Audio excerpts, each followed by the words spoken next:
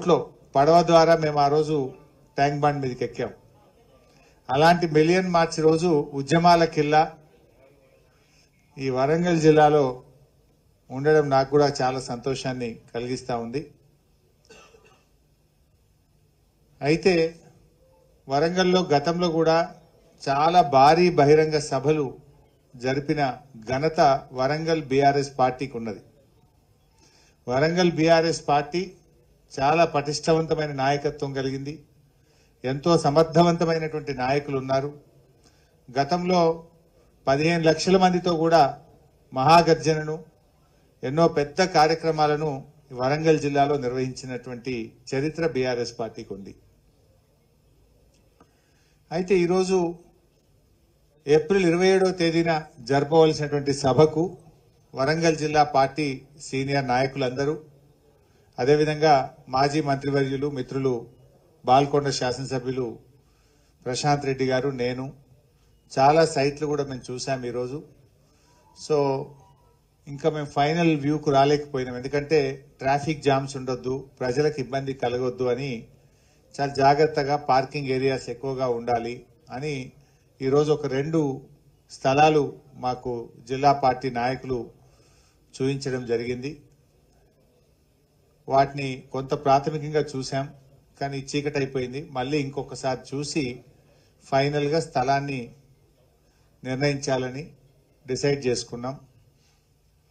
So వినూతనమైనటువంటి ఆలోచనలకు, ఆందోళనలకు BRS party మరి ఎన్నో రూపకల్పన చేసి ఎంతో వ్యూహాత్మకంగా కేసీఆర్ గారు తెలంగాణ రాష్ట్రాన్ని సాధించారు. బీఆర్ఎస్ పార్టీ మీ అందరికీ కూడా తెలుసు, అది పుట్టడమే ఒక సామాజిక చారిత్రక అవసరాలను దృష్టిలో పెట్టుకొని ఆనాడు టీఆర్ఎస్ పార్టీ ఆవిర్భవించింది. ఎందుకంటే తెలంగాణ రాష్ట్రం ఏర్పడాల్సిన ఆవశ్యకత ఆ రోజు ఉండే. ఆనాటి ప్రభుత్వాలు కరెంటు బిల్లులు పెంచి తెలంగాణ రైతుల నడ్డీ విరిచే ప్రయత్నం చేసినటువంటి నేపథ్యం ఉండే. వాటన్నిటినీ దృష్టిలో పెట్టుకొని కేసీఆర్ గారు ఆ రోజు తెలంగాణ ఉద్యమాన్ని ప్రారంభించి 14 ఏళ్లు అవిశ్రాంతమైనటువంటి పోరాటాన్ని కొనసాగించి ప్రాణత్యాగానికి సైతం సిద్ధపడి తెలంగాణ రాష్ట్రాన్ని సాధించినటువంటి చరిత్ర కేసీఆర్ గారిది, బీఆర్ఎస్ పార్టీది. అదేవిధంగా బీఆర్ఎస్ పార్టీ పుట్టిందే తెలంగాణకు జరుగుతున్న అన్యాయాల మీద ప్రశ్నించడానికి పుట్టిన పార్టీ బీఆర్ఎస్ పార్టీ. ఈ అన్యాయాలకు మరి చరమగీతం పాడాలంటే రాష్ట్రం ఏర్పడడం ఒక్కటే దానికి మార్గం అని గట్టిగా నమ్మి ఆచార్య జయశంకర్ గారి ఆశీస్సులతో కేసీఆర్ గారు నాడు ఉద్యమాన్ని ప్రారంభించారు. తెలంగాణ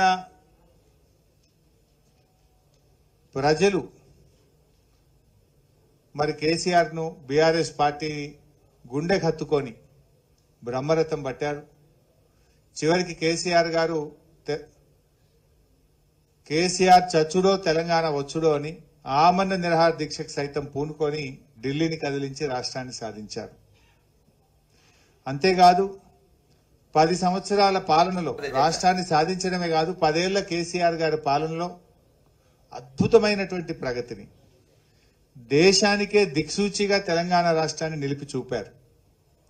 కేసీఆర్ గారు ప్రారంభించిన మిషన్ భగీరథ అనే కార్యక్రమం హర్ ఘర్ కో జల్ అని భారతదేశానికి మోడల్గా నిలిచింది. కేసీఆర్ గారు ప్రారంభించిన రైతు బంధు పథకం భారతదేశంలో పిఎం ఫసల్ బీమా యోజన పథకానికి కదా, దాని పేరేంటి, కిసాన్, పిఎం కిసాన్ పథకానికి, అంటే రైతు బంధు పథకం పిఎం కిసాన్ పథకానికి మార్గదర్శిగా నిలిచింది. అట్లే మిషన్ కాకతీయ చెరువుల పునరుద్ధరణను కూడా కేంద్ర ప్రభుత్వం, వివిధ రాష్ట్రాలు మార్గదర్శకంగా తీసుకున్నాయి.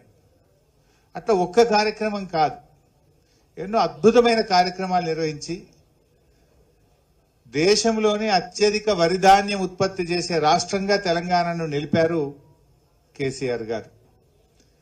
రైతుల కోసం రైతు బంధు, రైతు బీమా, 24 గంటల నాణ్యమైన కరెంటు, ప్రతి మండలానికి గోడౌను, నీటి తీరువా రద్దు చేయడమే కాదు పాత బకాయిలు కూడా రద్దు చేసి కాలువల కింద, చెరువుల కింద రైతులకు ఉచితంగా సాగునీరు అందించిన తొలి రాష్ట్రం కేసీఆర్ గారి ప్రభుత్వం.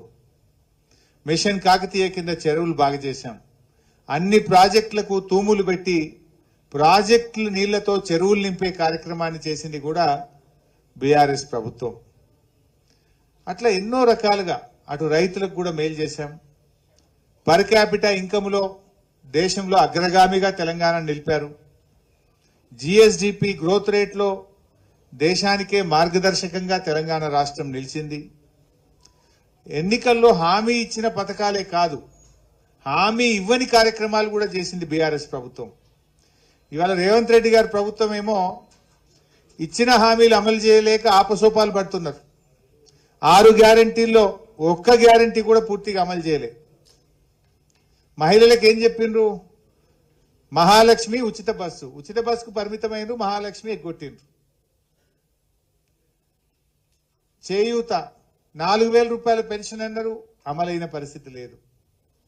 రైతులకు 15,000 రైతు బంధు అన్నారు, 2 లక్షల రుణమాఫీ అన్నారు, అమలైన పరిస్థితి లేదు. పేదలకు ఇండ్లు అన్నారు, 15 నెలలైనా 15 ఇండ్లు కూడా కాంగ్రెస్ ప్రభుత్వం కట్టలేకపోయింది.